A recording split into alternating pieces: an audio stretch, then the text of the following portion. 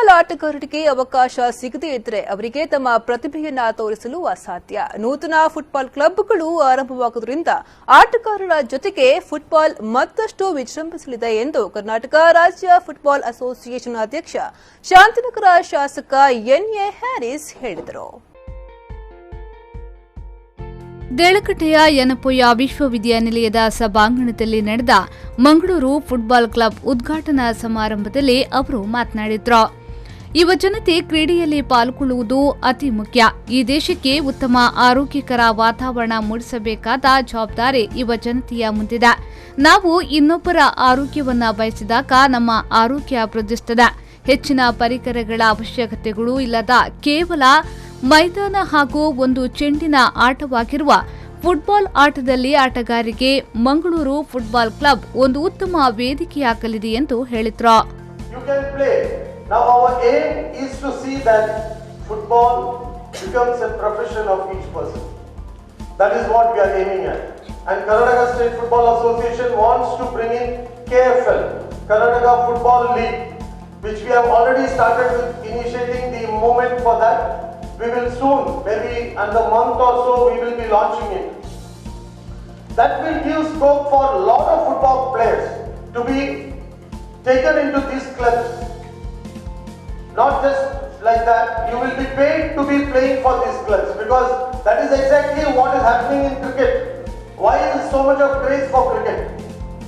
There is so much of money involved in it.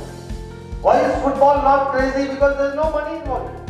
ಯನಪೊಯ್ಯ group ಹಣಕಾಸು ನಿರ್ದೇಶಕ football club Mangaluru ಅಧ್ಯಕ್ಷ ಪಹ್ರಾತ್ ಯನಪೊಯ್ಯ ಅವರು ಮಾತನಾಡಿ, ಯನಪೊಯ್ಯ ಸಂಸ್ಥೆ ಔದ್ಯಮಿಕವಾಗಿ ಮಾತ್ರವಲ್ಲದೆ ಸಮಾಜಮುಖಿಯಾಗಿ ಶಿಕ್ಷಣ ಹಾಗೂ ಆರೋಗ್ಯ ಕ್ಷೇತ್ರದಲ್ಲೇ ಉತ್ತಮ ಹೆಸರು ಸಂಪಾದಿಸಿದೆ.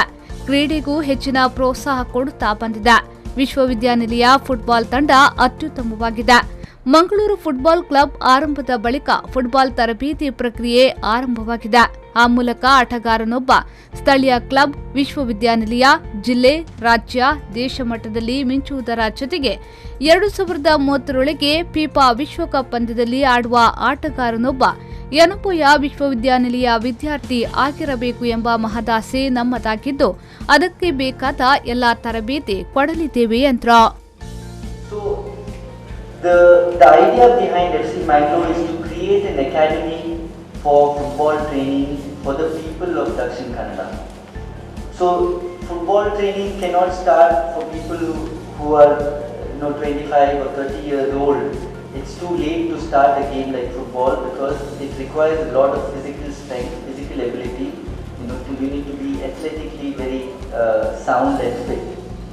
But if we can start at a younger age, say from school, so if we can start at the school level and encourage kids to take up football, maybe as a hobby in the beginning, as just a sport for fun in the beginning, but if they show potential in the sport, we would like to help them develop as stars and maybe play for their university, maybe play for the local clubs, maybe play for the state teams.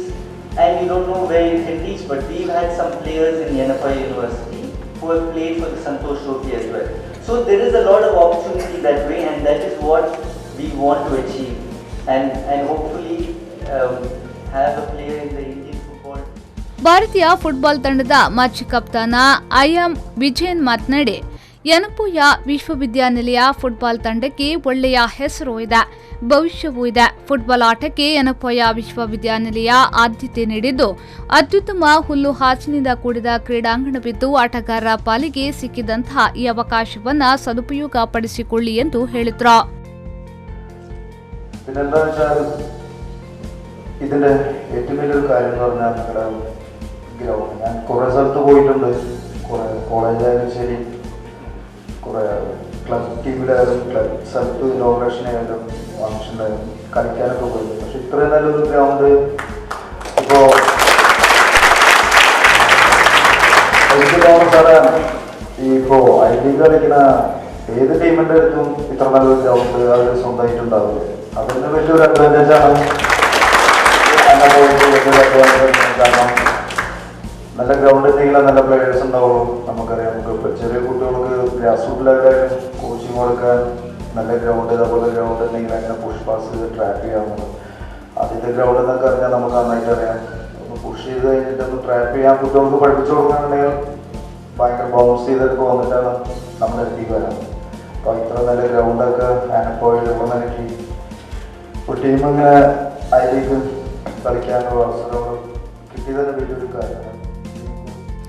ಯನಪೊಯ ವಿಶ್ವವಿದ್ಯಾನಿಲಯದ ಸಹಕುಲ ಸಚಿವ professor C V ರಘುವೀರ್, ಕುಲಸಚಿವ Gangadhar Somayaji, Malavika R J, Pahra Mohammed, Rakshitha Raghuvardhan ಮೊದಲಾದವರು ಉಪಸ್ಥಿತರಿದ್ದರು.